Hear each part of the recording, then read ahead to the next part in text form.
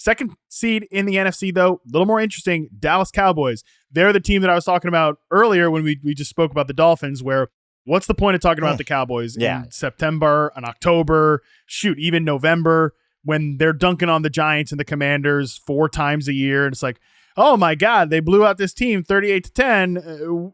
We know how that story has ended the last 2 years.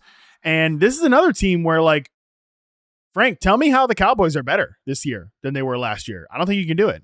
Nope, I can't, but that's fine because they were really good. Like their base is so good that I just kind of, this is lazy, but I assume they're going to be the exact same team we've seen.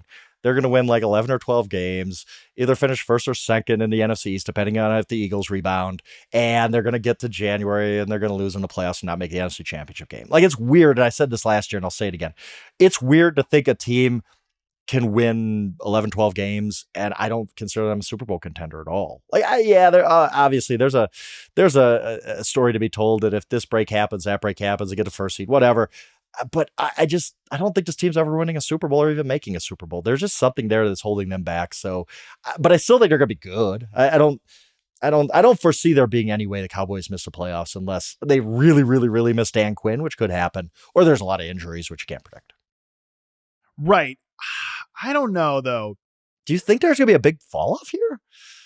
They're worse at running back. Mm-hmm. Tony Pollard didn't have a great season, but they're worse at running back. They're bad. Right. I don't know that they're better on the offensive line just by swapping, first round Tyler Guyton in Tyron Smith. That we all know their injury concerns, but he did play well and played for most of the games last year. Mm-hmm. The wide receiver room, like, they're just running it back from last year without Michael Gallup. Like, is Jalen Tolbert a plus starter for them in 3 receiver sets?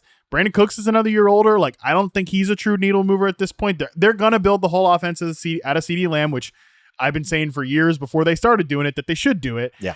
And then you just, like, how often have we said so far on this podcast, Frank, like, turnover at coordinator really matters. Mm-hmm. Like, what if it takes a little bit for Mike Zimmer, who is a totally different style of coach than Dan Quinn, right? Dan Quinn is very much like a be who you are, like just like a much more of a player's coach than sure as hell Mike Zimmer is. It's a very different defense too. I'm not sure how well Mike Zimmer's approach maps to taking out modern offenses. We'll see about that. So to me, there's enough questions here beyond just the normal Dallas questions about, like, can they win in the playoffs? Plus there's the Dak Prescott, contract drama. Yep. There's CeeDee Lamb contract drama. There's Micah Parsons, drama, like Malik Hooker saying, like, I don't know if players should be doing podcasts on a podcast. I guess they get Trayvon Diggs back, which is nice. That should certainly help. But there's just, to me, I think a lot more questions about Dallas than maybe, especially just on the offensive side of the football, than we're maybe giving it credit for. Very interesting. Very interesting.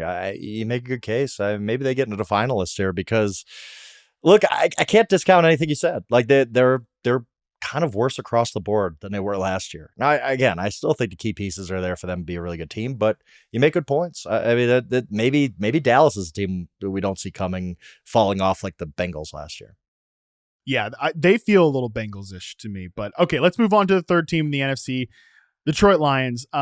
Frank, I have nothing like negative to say about the Lions. It's like Jameson Williams, is he going to have this breakout season that they keep talking about? I think that's like the only question. Other than that, they're getting better on defense. They brought their coordinator back on both sides of the ball.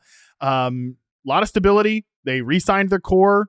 No drama coming in. I mean, I feel great about the Lions, and I really see, maybe they end up falling off for one reason or another, but it's tough to see it on paper heading into the season. Only question I have is if one of these two teams behind them in the NFC North takes a big leap. Packers could be great. I mean, they're pretty darn good at the end of last year. And we forget that the Bears almost swept the Lions last year. They blew a game in Detroit, or else they would have swept the Lions last year. We all like the Bears coming into this year. I don't think the Bears have that kind of leap in them. I love the Lions. I'm not going to sit here and try to make a contrarian case. I did in my mind. I'm like, are we too high in the Lions? And I just kept looking.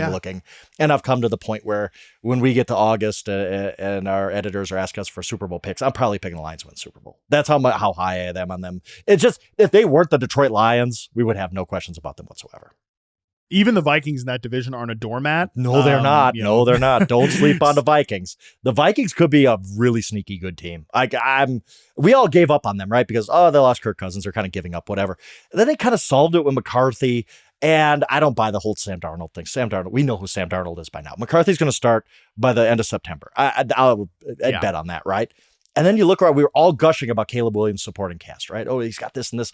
Well, what about Justin Jefferson, Jordan Addison, and TJ Hawkinson's going to be back at some point. And Aaron Jones is a huge upgrade at running back for them. Their offensive line is no joke. The Vikings are one of those teams where they're going to be like 7-10 at the end of the year, and they're going to cover the spread in like 13 games. Like I not to get too gambling on you here, but they're a team that I really think is going to be much better than people expect. Yeah, that's the only thing that gives me pause with Detroit is just that this that this division is going to be competitive. But overall, I don't have enough individual questions with them to kind of wave them through in this exercise.